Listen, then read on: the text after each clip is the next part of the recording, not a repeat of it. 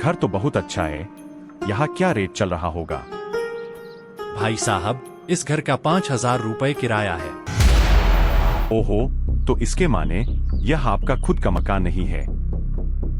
जी नहीं, जितना कमाता था वह सब बेटी की पढ़ाई लिखाई में ही खर्च हो जाता था। बस बेटी के हाथ अच्छी तरह से पीले हो जाए तो हम समझेंगे हमें मकान का सुख मिल गया। देखो जी, मुझे घुमा फिरा कर बात करने की आदत तो है नहीं, इसीलिए सीधे मुद्दे पर आता हूँ। लड़की आपकी सुंदर है, सुशील है, पढ़ी लिखी है और हमारे लड़के के योग्य भी है।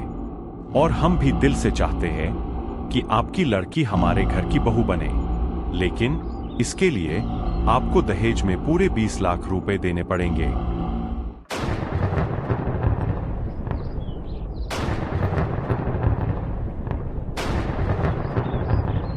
अब यह आपको देखना है, आपको क्या करना है। देखो जी, ये हमारे बचपन के दोस्त हैं, दर्शन लाल जी। इनकी भी एक बेटी है, शादी के लायक है।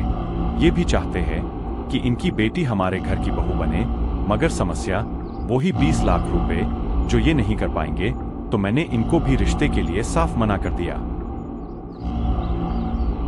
देखो जी, मेरा एक ही उसूल है, मैं बिजनेस में रिश्ते को नहीं जोड़ता। सबको ये समझना चाहिए कि कितना खर्च होता है एक बेटे को पढ़ाने लिखाने में। मगर साहब, मैं 20 लाख का इंतजाम कैसे कर सकता हूँ? हमारे पास तो कोई जमीन भी नहीं है जिसे हम बेच सके। यह आप लोगों को सोचना है। मेरा जो काम था वो मैंने बोल दिया। आपकी लड़की हमें पसंद है, लेकिन दहेज में 20 लाख रुपए चाहिए। आपको 1 महीने का टाइम देता हूँ, अरेंज हो जाए तो बता देना। मुझे सोचने का टाइम दीजिए।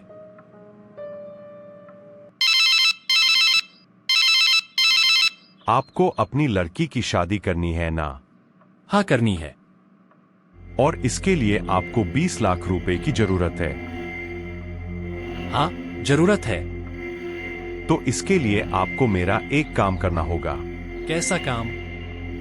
वो आपको मेरे पास आने के बाद ही पता चलेगा। लेकिन एक बात, इस बात की खबर हमारे और तुम्हारे अलावा किसी और को नहीं होनी चाहिए। लीजिए साहब, दहेज के 20 लाख रुपए ले आया हूँ। अब तो रिश्ता मंजूर है। अब तो हमारी लड़की की शादी हो जाएगी ना? अब हमको क्या परेशानी हो सकती है? हमने जो बोला था वो काम तो हमारा आपने कर ही दिया ना। आपका बहुत बहुत धन्यवाद। आपका भी। अरे भगवान, सुनो, शादी की तैयारियां शुरू कर दो, रिश्ता तय हो गया है। मगर एक बात बताइए, आप 20 लाख रुपए का इंतजाम कहाँ से करोगे? मुझे तो बहुत डर लग रहा है। अरे वो सब छोड़ो, वो सब हो चुका है। मैं समधी जी को 20 लाख रुपए देकर भी आ गया हूँ। बस अब तुम शादी की तैयारियां शुरू कर दो। मगर तुमने 20 लाख का अरेंज कैसे किया? मैं यह बात नहीं बता सकता। नहीं नहीं, आपको ये बात बतानी ही पड़ेगी, वरना मैं ये शादी नहीं करूंगी। अगर तुम लोग सुनना चाहते हो तो सुनो, मगर ये बात किसी को बताना नहीं। एक दिन सेठ जी का कॉल मेरे पास आया और उन्होंने अपने पास आने के लिए कहा। आइए आइए, बैठिए। मैंने आपको फोन करके इसीलिए बुलाया है कि जो बात अब मैं बोलूं, उस बात को अपने तक ही सीमित रखना, किसी को भी मत बताना। मुझे आपकी लड़की पसंद है और मुझे आपकी बेटी से ही अपने बेटे का रिश्ता करना है, मगर इसमें 20 लाख रुपए का मामला है। वो आपका मैं हल कर देता हूँ। ये लो 20 लाख रुपए, अपने नाम से मुझे दहेज के रूप में दे देना। मगर जिस दिन मेरा दोस्त मेरे पास होगा उस दिन आपको बोलूंगा आने के लिए। आप आना और दहेज के रुपए उसके सामने देकर चले जाना। हाँ? मगर आप ऐसा क्यों कर रहे हैं? यह सब मैं इसीलिए कर रहा हूँ कि मेरा एक बचपन का दोस्त है दर्शन लाल, जो रिश्ते वाले दिन भी हमारे साथ था। वह भी अपनी बेटी की शादी मेरे लड़के से करना चाहता है, मगर उसकी लड़की हमको पसंद नहीं है। इसीलिए हमने उससे 20 लाख रुपए की डिमांड रख दी थी। मैं जानता था कि वो गरीब है, पैसों का बंदोबस्त नहीं कर सकता। हमने उनको बोला था कि जो हमको 20 लाख रुपए देगा हम उसी से अपने लड़के की शादी करेंगे।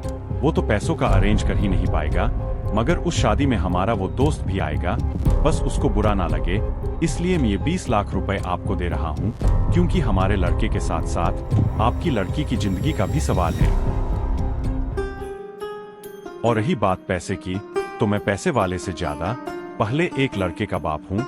मुझे पैसा नहीं, लड़के की जिंदगी चाहिए जो आपकी लड़की के रूप में मुझे मिल चुकी है।